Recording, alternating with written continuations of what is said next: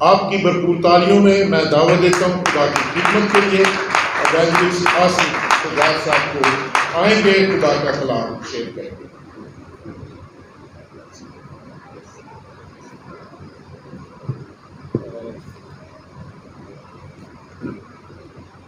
خداوند یسوع مسیح کے خوبصورت، جلالی اور فتح مند نام میں آپ سبوں کی سلامتی ہو۔ آپ سب خوش ہیں جی؟ ہم خوش اس لیے بھی ہیں، آپ بھی جانتے ہیں، میں بھی جانتا ہوں، اور قومیں قبیلے بھی اس بات کا اقرار کرتی ہیں کہ خداوند یسوع مسیح کتاب مقدس کے مطابق موا اور دفن ہوا اور پھر تیسرے دن مردوں میں سے جی اٹھا، اور وہ زندہ ہے، اس کی قبر خالی ہے، لوگوں کی قبریں بھری پڑی ہیں، لیکن میرے اور آپ کے خداوند یسوع مسیح ناصری کی قبر خالی ہے۔ ہاللیلویا! اس لیے آج ہم خوش ہیں، اس نے آج کے دن موت پر، قبر پر فتح پائی ہے۔ ہاللیلویا! اور میں شکریہ ادا کرتا ہوں خدا قدوس کا، اس کی محبت کا، اس کے پیار کا، کہ اس نے مجھے بھی چنا اور ایک دیانتدار، ایک ایماندار، ایک اچھے مختار کی طرح اس نے مجھے اپنا کلام میرے ہاتھوں میں تھما دیا تاکہ میں اس کے کلام کی خدمت کو سر انجام دے سکوں۔ اور میں شکریہ ادا کرتا ہوں خدا کا کہ اس نے مجھے مسیح یسوع کے لیے گواہ ٹھہرایا، مسیح یسوع کی خوشخبری کے لیے چنا۔ یہ اس کا فضل ہے، کوئی میری لیاقت نہ تھی۔ جتنے بھی ہم خدمت گزار ہیں، ہماری کوئی لیاقت نہیں ہے، ہم پیشتر سے، بنائے عالم سے پہلے ہم اس کے منصوبے میں ہیں۔ جتنے بھی ہم خدمت گزار ہیں، خدا نے ہم سب کو بنائے عالم سے پہلے ہی چن رکھا ہے تاکہ ہم اسی کی محبت کی خوبیوں کو ظاہر کر سکیں۔ اس نے مقرر کیا ہے اور اس نے ہمیں ارادے میں شامل کیا ہے۔ ہاللیلویا! اور میں شکریہ ادا کرتا ہوں بہن حنا کا، اور ان کے وسیلہ سے آج ہم یہاں موجود ہیں، مقامی پادری صاحب کا، اور جتنے بھی خدمت گزار ورشپ کرنے والے ہیں، بہنیں ہیں، بھائی ہیں، بزرگ ہیں، آپ کلیسیا کا بہت شکریہ ادا کرتا ہوں، وائبن کی طرف سے، ڈیٹیاس کی طرف سے، اور اپنی سم ٹیم کی طرف سے شکریہ ادا کرتا ہوں، اور برکت کی دعا چاہتا ہوں خداوند آپ کو اور زیادہ بڑھائے، ترقی بخشے۔ اور معذرت بھی کرتا ہوں کہ ہم تقریباً کافی لیٹ ہو چکے ہیں، 1.5 گھنٹہ ہو چکا ہے۔ اصل میں جو ہمارے ساتھ بھائی تھے انہیں گائیڈ کیا گیا تھا، لیکن کافی جگہوں پر بھاگتے کبھی ادھر گئے ہیں، تو اس وجہ سے لیٹ ہو چکے ہیں۔ سو معذرت کرتا ہوں، ہم خدا کے کلام کو سنتے ہیں۔ عہد جدید میں سے، یعنی نئے عہد نامہ میں سے، مقدس پالوس رسول کا فلپیوں کی کلیسیا کے نام پر، اور اس کا پہلا باب اور اس کی 29ویں اور 30ویں آیت کلام مقدس میں سے پڑھیں گے۔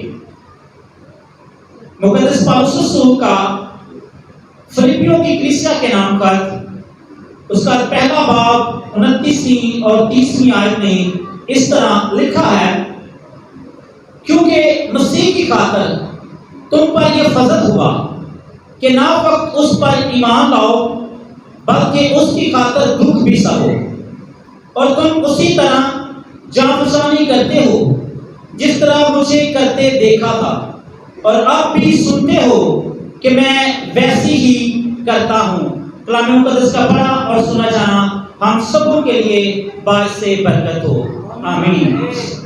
آج ہم بائبل مقدس میں سے سیکھیں گے ایک مسیحی یا ایک ایماندار کی زندگی میں دکھ، اور جانیں گے مضمون ہے ایک مسیحی کی زندگی میں دکھ یا ایک ایماندار کی زندگی میں دکھ ہے، مصائب ہیں، آزمائشیں ہیں، پریشانیاں ہیں، تو وہ کیوں آتی ہیں، ان کی وجہ کیا ہے، ان کا مقصد کیا ہے، اور پھر بعد میں دیکھیں گے کہ دکھوں میں، مصائب میں ایمانداروں کا یا مسیحیوں کا رویہ کیا ہے۔ ہم دیکھتے ہیں کہ جب ایک ایماندار خداوند یسوع مسیح کو ایک شخص اپنا شخصی نجات دہندہ قبول کرتا ہے، پانی کا بپتسمہ لیتا ہے، مسیح میں نئی زندگی کا آغاز کرنا شروع کر دیتا ہے اور چلتا ہے، لیکن جیسے جیسے آگے جاتا ہے تو اس کی زندگی میں جب مصائب آتے ہیں، دکھ آتے ہیں، تو کچھ ایسے لوگ، کچھ ایسے ایماندار ہوتے ہیں وہ برگشتہ بھی ہو جاتے ہیں۔ وہ اس رستے سے ہٹ بھی جاتے ہیں. جانیں گے کہ آیا ایک مسیحی ہے اس کی زندگی میں دکھ کیوں ہوتے ہیں. اور یہ حقیقت بات ہے، دکھ، مصائب، آزمائشیں مسیحی ایماندار کی زندگی کا حصہ ہے اور ہوتا آیا ہے اور ہوتا رہے گا. ہم جس حالات میں سے گزر رہے ہیں، میڈیا پہ ہم دیکھتے ہیں اور بہت ساری صورتحال کو دیکھتے ہیں. کسی بھی جگہ ملکوں کو دیکھ لیں، کنٹری کو، سٹی کو دیکھ لیں، گاؤں کو دیکھ لیں، کسی بھی جگہ پر آپ چلے جائیں، حالات آپ کو اچھے نہیں نظر آئیں گے. کسی بھی جگہ پر حالات اچھے نہیں نظر آئیں گے. اور مسیحیوں کے لیے تو کبھی بھی حالات اچھے ہوئے نہیں ہیں، لیکن آگے چل کے یہ بھی دیکھیں گے کہ مسیحیوں کے پاس ایک امید ہے، مسیحیوں کے پاس تسلی ہے جو دوسروں کے پاس نہیں ہے. آمین. پولس رسول جب فلپی کی کلیسیا کو خط لکھتا ہے تو قید کی حالت میں ہے، اور قید کی حالت میں جیل میں ہے. تو جب بندہ قید میں تو حالت اچھی نہیں ہے، سازگار مطلب حالات اچھے نہیں ہیں، سازگار نہیں ہیں. اب قید کی حالت میں ہے، جیل میں ہے، مسیح کی خاطر دکھ اٹھا رہا ہے، انجیل کو پھیلانے کے لیے، خوشخبری کو پھیلانے کے لیے دکھ اٹھا رہا ہے، مصیبت اٹھا رہا ہے. اور فلپی کی کلیسیا کو بھی آگاہ کرتا ہے جن سے اسے گہری محبت ہے، ان کے ساتھ بڑا اچھا تعلق ہے، ان کی ایمان کی مضبوطی کے لیے اور ثابت قدم رہنے کے لیے انہیں یہ خط لکھتا ہے. اور 6 مرتبہ لفظ خوشی اس خط میں استعمال ہوا ہے اور 9 مرتبہ لفظ جو خوش ہے استعمال ہوا ہے. اور لوگوں کو بار بار کہتا ہے کہ خوش رہو، پھر کہتا ہوں خوش رہو. کیسا بندہ ہے، کیسا خادم ہے. آپ دکھوں میں ہیں، آپ مصیبت میں ہیں، آپ جیل میں ہیں اور لوگوں کو خوشی کی بات کہہ رہا ہے، لوگوں کو کہہ رہا ہے خوش رہو، پھر کہتا ہوں خوش رہو، مسیح میں خوش رہو. یہ کیسی خوشی ہے؟ یہ مسیح کی طرف سے خوشی ملی ہے کہ میں قید میں رہوں، میں کسی بھی حالت میں ہوں، پریشانی کی حالت میں ہوں، مصائب میں ہوں، آزمائش میں گرا ہوا ہوں، لیکن میرے اندر خوشی ہے، تسلی ہے. اسی لیے آپ کو خط لکھ رہا ہوں کہ دکھ، مصائب ایک مسیحی ایماندار کی زندگی میں آنے ہیں. جس طرح 29 میں آپ نے کہتا ہے کہ تم نے مسیح کو قبول کیا ہے، تم پر فضل ہوا ہے، تم نے ایمان لایا ہے، اور یہ بھی ضروری ہے کہ تم کیا کرو، دکھ بھی سہو. دکھ بھی مسیحوں کو ملنے ہیں اور انہیں انکریج کرتا ہے کہ آپ نے ثابت قدم رہنا ہے، ایمان کو کبھی بھی ایمان سے برگشتہ نہیں ہونا، یعنی کہ اپنے ایمان سے ہٹنا نہیں ہے. بتانا چاہتا ہوں کہ جب ایک مسیحی پر، ایک ایماندار پر دکھ مصائب آتے ہیں تو وہ کہتا ہے کہ ہائے خداوند، ہائے خداوند، میرے ہی ساتھ ایسا کیوں؟ میں نے تو تجھے قبول کیا تھا کہ میرے خاندان کے حالات بہتر ہو جائیں، میرے حالات بہتر ہو جائیں. اکثر اوقات جب سخت دکھوں اور آزمائشوں میں جب پڑتے ہیں، بعض جو آزمائشیں ہوتی ہیں وہ جسمانی آزمائشیں ہوتی ہیں، بعض جو ہوتی ہیں ذہنی، اور بعض مالی. جب دکھ مصائب ان پر آتے ہیں وہ کئی تھے لوگ چھاتی پیٹنا شروع کر دینا، خداوند ساڈے نال انج کیوں؟ اسی تینوں قبول کیتا تاکہ ساڈے حالات بہتر ہو جان، ساڈا خاندان اچھے حالات وچ گزرے، لیکن خداوند ساڈے نال کیوں، ساڈے نال کیوں؟ لیکن ہم دیکھیں گے کہ دکھ مصائب کیوں آتے ہیں. پہلی بات جانتے ہیں، میرا اور آپ کا خداوند یسوع المسیح جب اس روح زمین پر تھے تو ان کے ساتھ کیا ہوا؟ ان کے ساتھ لوگوں نے یسوع مسیح سے کہا اس میں بعض بول کی کیا ہے؟ روح ہے، اس میں بدروح ہے. یہ گالی تھا، یسوع مسیح کو گالیاں دیتے تھے، یسوع مسیح کو دھمکایا جاتا تھا، یسوع مسیح کو تنگ کیا جاتا تھا، یسوع مسیح کو بار بار پریشان کیا جاتا تھا، ٹھٹھوں میں اڑایا جاتا تھا. تو میرے عزیزوں، جب میرے اور آپ کے خداوند یسوع مسیح کے ساتھ ایسا ہوا ہے تو مسیحیوں کے ساتھ بھی ایسا ہونا ہے، ہوگا، ہو رہا ہے. اور پھر دوسری بات ہم دیکھتے ہیں جو ایماندار تھے، یسوع مسیح کے شاگرد تھے، اس کے فالوور تھے، ان کے ساتھ کیا ہوا ہے؟ کسی کو سولی پر لٹکا دیا گیا، کسی کو قتل کر دیا گیا، کسی کو گھائل کر دیا گیا، کسی کو سنسار کر دیا گیا، کسی کو جلتے کڑاہ کے تیل میں ڈال دیا گیا. یہ مسیحیت ہے. مسیحیت ہمیں آسان کے ساتھ مل گئی ہے. ہم جو مسیحی ہیں ہمیں تو آسانی کے ساتھ مل گیا ہے، لیکن قربانیاں گزرانی پڑی ہیں. تقریباً 2-3 صدی کے درمیان میں مسیحیوں کو زندہ آگ سے جلا دیا جاتا تھا. شہیدان روم جب ہم کتاب کو پڑھتے ہیں، جب بندہ پڑھتا ہے تو رونا شروع کر دیتا ہے کہ یار کس قدر مسیحیوں کو دکھ اٹھانا پڑا، کس قدر اذیتوں سے ان کا سامنا ہوا ہے۔ نوجوان بیٹیوں کو، بچوں کو دنگل میں چھوڑ دیا جاتا تھا، اور پھر کیا کرتے تھے، جنگلے کا پنجرے کا جو جنگلات اسے کھول دیا جاتا تھا، شیر ان پر چھوڑ دیے جاتے تھے، جنگلی جانور تھے وہ ان کو دھوچ دیتے تھے، ان کی بوٹی کر دیتے تھے۔ کس قدر نوجوان بیٹیوں کو برہنہ کر دیا گیا، تیل ڈالا جاتا تھا نوجوانوں پر، بوروں پر تیل ڈال دیا جاتا، لک ڈالی جاتی تھی اور سلیب پر لٹکا دیتے تھے، ان سے روشنی کا کام لیتے تھے کہ یہ جلتے رہیں۔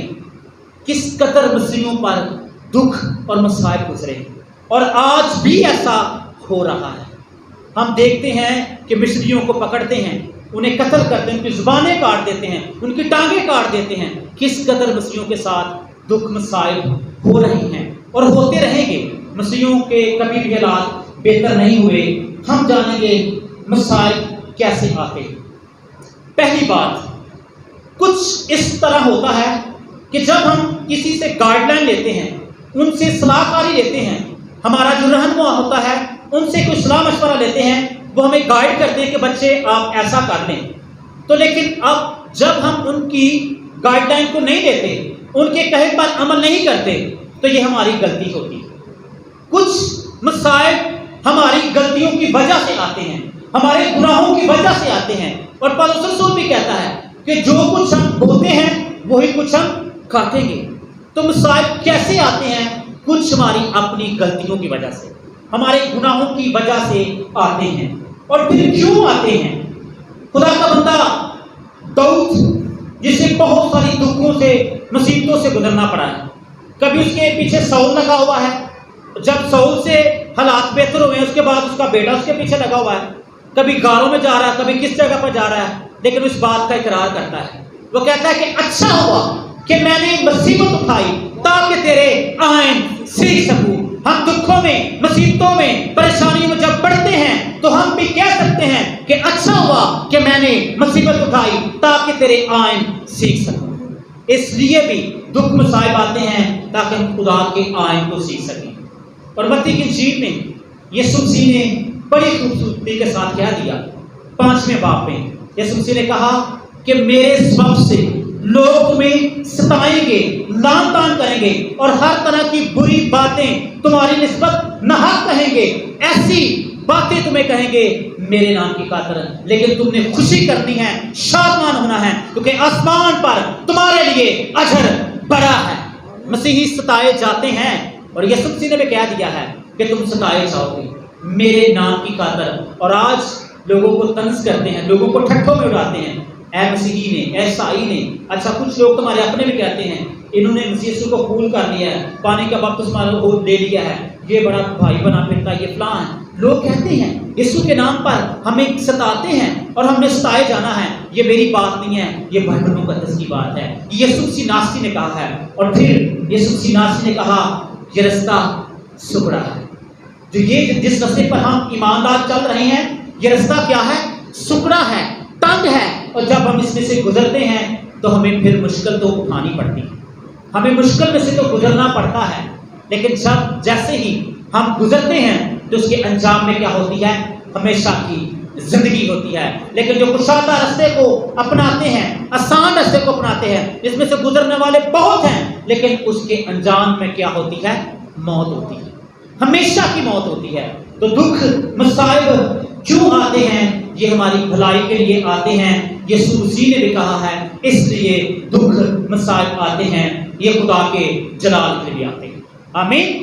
جب لازر بیمار تھا، یسوع مسیح کو پتا چلا کہ یہ بیمار ہے، لیکن یسوع مسیح نے تھوڑی دیر کی اور شاگردوں سے کیا کہتا ہے؟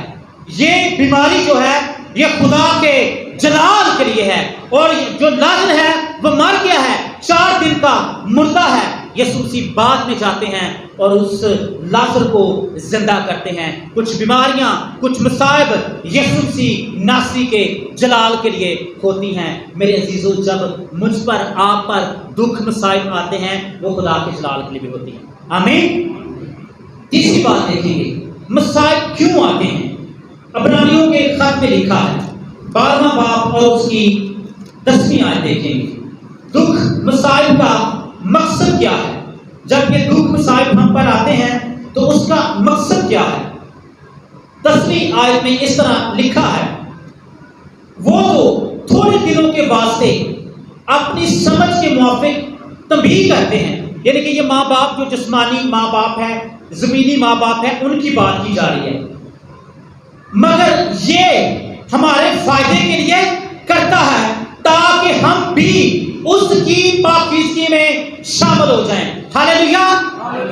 جب ہمارے جسمانی ماں باپ، زمینی ماں باپ ہمیں تنبیہ کرتے ہیں کہ ہمارے بچے برگشتہ نہ ہو جائے، ہمارے بچے کوئی اور رستے نہ اپنا لے، وہ ہمیں تنبیہ کرتے ہیں تاکہ ہم خدا کے ساتھ جڑے رہیں، خاندان کی ذلت رسوائی نہ خاندان کو اٹھانا پڑے. وہ ہمارے ماں باپ ہمیں تنبیہ کرتے ہیں تو وہ ہمارا روحانی باپ جو ہے آسمان پر ہے، وہ ہمیں تنبیہ کیوں کرتا ہے؟ وہ ہمیں روحانی فرزند جان کے تنبیہ کرتا ہے. کیوں تنبیہ کرتا ہے؟ لکھا یہ ہمارے فائدے کے لیے کرتا ہے تاکہ ہم بھی اس کی پاکیزگی میں شامل ہو جائیں. ہاللیلویہ. خدا، ہمارا خدا پاک خدا ہے، قدوس خدا ہے، اور فرشتگان بھی بغیر آرام کیے ہوئے خداوند کو قدوس قدوس کہہ کر پکارتے ہیں. میرا اور آپ کا خدا جو باپ ہے وہ پاک ہے. وہ چاہتا ہے کہ جب ہمیں تنبیہ کی جاتی ہے، ہمیں جب دکھوں میں سے، مصیبتوں میں سے، آزمائشوں میں سے گزارا جاتا ہے تو دراصل وہ ہمیں اس لیے گزارتا ہے تاکہ ہم اس کی پاکیزگی میں شامل ہو جائیں، پاک بنتے جائیں، خدا کی مانند بنتے جائیں. یہ ہے مقصد. پہلا مقصد یہ ہے کہ وہ ہمارے فائدے کے لیے کرتا ہے، اور دوسرا مقصد یہ ہے کہ ہم اس کی پاکیزگی میں شامل ہو جائیں. خدا پاک ہے، وہ چاہتا ہے ہم بھی پاک ہو جائیں. پاکیزگی کے بغیر کوئی خدا کو دیکھ نہیں سکتا، اس لیے وہ فکر مند ہے کہ آپ ہم سب جو ہیں مسیحی ہیں، کلیسیا ہے، خدا کو دیکھیں. تو اگر ہم خدا کو دیکھنا چاہتے ہیں تو ہمیں پاک ہونا. پاکیزگی کے بغیر کوئی خدا کو دیکھ نہیں سکتا. ایک خادم کہتا ہے جو دکھ، جو آزمائشیں ہیں، مصائب ہیں، گھر میں فرنیچر کی مانند ہے. ہمارے گھر کو جو فرنیچر ہے، کمرے کو وہ بڑا خوبصورت بنا دیتا ہے. تو جو دکھ، مصائب، پریشانیاں ہیں، دراصل یہ ہماری روحانی زندگی کو بھی خوبصورت بنا دیتا ہے. ہاللیلویہ. یہ ہے مصائب. آخری بات دیکھیں گے کہ ان دکھوں میں، مصائب میں ایمانداروں کا رویہ کیا ہوتا ہے. کچھ ایماندار ایسے ہوتے ہیں وہ باغی ہو جاتے ہیں، بغاوت کر جاتے ہیں. وہ کہتے ہیں کہ میں نے تو خدا کو قبول کیا تھا، میری زندگی میں آسانیاں آ جائیں. لیکن جب ایسے حالات ہوتے ہیں، مصائب آتے ہیں تو وہ باغی ہو جاتے ہیں، برگشتہ ہو جاتے ہیں. کئی لوگ سخت دل ہو جاتے ہیں، اور کئی لوگ جوش میں ٹھنڈے پڑ جاتے ہیں، دعا کرنا چھوڑ جاتے ہیں، رفاقت رکھنا چھوڑ جاتے ہیں، اور کچھ لوگ تو چرچ بھی جانا چھوڑ جاتے ہیں جب ان پر دکھ مصائب آتی ہیں. میرے عزیزو، دکھ مصائب ہماری پاکیزگی کے لیے آتے ہیں، فائدے کے لیے آتے ہیں. اس لیے یسوع مسیح پر بھی آئیں، شاگردوں پر بھی آئیں. آج بھی ہوتا آ رہا ہے اور ہوتا رہے گا. لیکن آخری بات یہ ہے، زبور ہم دیکھیں گے 34 اور اس کی آیت نمبر دیکھیں گے 19. ہمارا خدا ہمیں تنہا نہیں چھوڑتا. بڑی بڑی مصیبتوں میں بھی یقین رکھیں وہ آسمانی باپ اپنے فرزندوں کو تنہا نہیں چھوڑتا. یہ دکھ مصائب ہیں، یہ پریشانیاں ہیں، یہ آزمائشیں ہیں، لیکن میرے عزیزو بڑی خوبصورت بات ہے. خدا کا بندہ کہتا ہے، زبور 34 اور اس کی 19 آیت میں لکھا ہے، صادق کی مصیبتیں بہت ہیں. صادق کی مصیبتیں، ایماندار کی مصیبتیں بہت ہیں، تھوڑی نہیں ہیں، بہت ہیں. لیکن خداوند اس کو ان سب سے رہائی بخشتا ہے. ہاللیلویہ. صادق کی مصیبتیں بہت ہیں، لیکن خداوند اس کو، ایماندار کو، صادق کو ان سب سے رہائی دیتا ہے. خدا ہمارا ایسا خدا نہیں ہے کہ وہ ہمیں دکھوں میں، مصیبتوں میں، بیماریوں میں، لاچاریوں میں گرا رہنے دے. وہ خدا عظیم خدا ہے. وہ مجھ سے اور آپ سے محبت رکھتا ہے. یہ ہے اس کی محبت کہ وہ صادق کو دکھوں میں، مصیبتوں میں سے رہائی دیتا ہے. وہ نہیں چاہتا جس کے لوگ گرے رہیں، اس کے لوگ مصیبتوں میں رہیں۔ کرنتھس کی کلیسیا کے نام دوسرا خط پالوس رسول لکھتا ہے تو بڑی خوبصورتی کے ساتھ بڑی زبردست بات کہتا ہے، چوتھا باب اور اس کی 8ویں آیت کو ہم دیکھیں گے۔ ہم وائنڈ کر رہے ہیں، آخری بات کی طرف ہم جا رہے ہیں۔ پالوس رسول ہم دیکھتے ہیں اسی خط کے 11ویں باب میں اتنی دکھ ہے، اتنے اس کی زندگی میں دکھ ہیں، کئی بار جہاز ٹوٹا ہے، کئی بار بینت لگے ہیں، اور 5 بار ایک دم 40 کوڑے لگے ہیں، اور کیسی اس کے اندر تسلی ہے، کیسی اس کے اندر شادمانی ہے، پھر بھی کلیسیوں کو انکریج کر رہا ہے کہ دکھ مصیبتیں جو پریشانیاں ہیں وہ آئیں گی، لیکن بڑی خوبصورتی کے ساتھ وہ لکھتا ہے، چوتھا باب 8ویں آیت میں لکھا ہے، ہم ہر طرف سے مصیبت تو اٹھاتے ہیں لیکن لاچار نہیں چھوڑے جاتے۔ مسیحیوں، کلیسیا، ہم ہر طرف سے مصیبت تو اٹھاتے ہیں لیکن لاچار نہیں ہوتے، حیران تو ہوتے ہیں مگر نا امید نہیں ہوتے۔ زندہ امید میرا اور آپ کا خداوند یسوع مسیح ہے۔ ہاللیلویا۔ ہم پر مصیبتیں آتی ہیں لیکن ہم لاچار نہیں ہیں، ہم حیران تو ہوتے ہیں لیکن نا امید نہیں ہیں۔ خدا سے جو خداوند پر توقع رکھتے ہیں وہ انہیں کبھی شرمندہ نہیں ہونے دیتا۔ کہتا ہے ستائے تو جاتے ہیں، واہ کتنی خوبصورت بات ہے، وہ کہتا ہے ستائے تو جاتے ہیں لیکن اکیلے نہیں چھوڑے جاتے۔ میرے اور آپ کے خداوند نے کیا کہا، تمہارا باپ چھوڑ دے، تمہاری ماں چھوڑ دے، لیکن میں تجھ سے کبھی دستبردار نہیں ہوں گا۔ یہ ہے میرا اور آپ کا خداوند، زندہ خدا، جو ہمارے دکھوں میں، ہماری مصیبتوں میں، ہماری پریشانیوں میں، ہمارے مسائل میں بھی وہ ہمارے ساتھ ہے۔ ہم تنہا نہیں ہیں، ہم اکیلے نہیں ہیں۔ خداوند یسوع مسیح نے ارشاد اعظم کے بعد وعدہ کیا، دیکھیں ہم اکیلے نہیں ہیں، ہم اکیلے نہیں ہیں۔ اس نے کیا کہا، دیکھو میں دنیا کے آخر تک ہمیشہ تمہارے ساتھ ہوں، ہم اکیلے نہیں ہیں۔ اس کے ساتھ کے لیے زوردار تالیاں۔ وہ ہمارا خدا ہمارے ساتھ ہے۔ ہم کہتے ہیں ہم مصیبتوں میں ہیں، ہم پریشانیوں میں ہیں، لوگ ہمیں ستاتے ہیں، گالیاں دیتے ہیں، کچھ بھی ہمیں کہتے ہیں، لیکن ساری صورتحال میں خدا سدوس ہمارے ساتھ ہے۔ خدا نے وعدہ کیا میں تمہارے ساتھ ہوں۔ یسوع مسیح نے، اس کے بیٹے نے وعدہ کیا ہمارے نجات دہندہ نے کہ میں تمہارے ساتھ ہوں، اور پھر اس نے کہا میں تمہیں تنہا یتیم اکیلا نہیں چھوڑوں گا، تمہارے دوسرا مددگار بھیجوں گا جو تمہارے اندر ہوگا، جو تمہیں سکھائے گا، تمہیں یاد دلائے گا اور مشکل وقت میں تمہاری مدد کرے گا۔ یہ ہے خدا سدوس۔ اور میں بتانا چاہتا ہوں خدا سدوس نے بھی ہمیں گھیر رکھا ہے، ہم تنہا نہیں، ہم میجورٹی میں ہیں۔ اور پھر کیا لکھا ہے، خداوند نے وعدہ کیا ہے ایمانداروں کے ساتھ۔ زبور 34 میں لکھا ہے، خداوند سے ڈرنے والوں کے جگہ اس کا فرشتہ خیمہ تن ہوتا ہے اور انہیں بچا لیتا ہے۔ یہ ہے ہمارا خدا۔ ہم تنہا نہیں ہیں، ہم اکیلے نہیں ہیں، ہم میجورٹی میں ہیں۔ خدا سدوس نے بھی ہمیں آگے پیچھے سے گھیر رکھا ہے، اس کا ہاتھ ہم پر ہے، اور اس نے ہر ایماندار کے لیے ایک ایک فرشتہ تعینات کیا ہوا ہے۔ ہمیں جتنے بھی یہاں ایماندار بیٹھے ہوئے ہیں، خدا کا کلام کہتا ہے جو خدا سے ڈرتے ہیں ان کے چوگرد اس نے ایک ایک فرشتہ خیمہ تن کیا ہوا ہے۔ وہ خیمہ تن بھی ہوتا ہے اور بچا بھی دیتا ہے۔ آمین۔ ہم تنہا نہیں ہیں۔ ہم نے کیا کرنا ہے میرے عزیزو، مکاشفہ کی کتاب میں لکھا ہے یہ دکھ مصیبتیں پریشانیاں آئیں گی، لیکن میرے عزیزو میں نے اور آپ نے کیا کرنا ہے؟ پولس کلیسیا کو کہہ رہا ہے ثابت قدم رہنا ہے، اسٹینڈ فارم رہنا ہے۔ آج خداوند پہلے مجھ سے کہہ رہا ہے، مجھ سے کہہ رہا ہے، ہر ایماندار سے کہہ رہا ہے، آپ سے کہہ رہا ہے کہ میرے عزیزو اسٹینڈ فارم رہنا ہے۔ ایمان کے بانی کامل کرنے والے یسوع مسیح کو تکتے رہنا ہے، وہ آپ کے ساتھ ہے۔ اور مکاشفہ کی کتاب میں لکھا ہے جان دینے تک وفادار ہے تو میں تجھے زندگی کا تاج دوں گا۔ اگر آپ کلیسیا زندگی کا تاج ایماندار لینا چاہتے ہو تو وفاداری ضروری ہے۔ دکھوں میں، مصیبتوں میں وفاداری ضروری ہے۔ شاگردوں کو کہتے تھے انکار کرو، انہوں نے کہا ہم انکار نہیں کریں گے، वो कहते थे यीशु का नाम लेकर मुनादी नहीं करनी। उन्होंने कहा ऐसा नहीं हो सकता कि यीशु का नाम लेकर हम मुनादी ना करें, हमें संसार करना है, मारना है, पीटना है, कुछ भी करना है करो, लेकिन हम यीशु का इनकार नहीं करेंगे। जान देने तक मैं और आप वफादार रहेंगे तो जिंदगी का ताज उठाएं, हासिल करेंगे। यीशु मसीह ने कहा कि आपने क्या करना है, दुख मसाइब आएंगे, लेकिन इन दुखों को, इन तूफानों को आपने ईमान के साथ कहना है।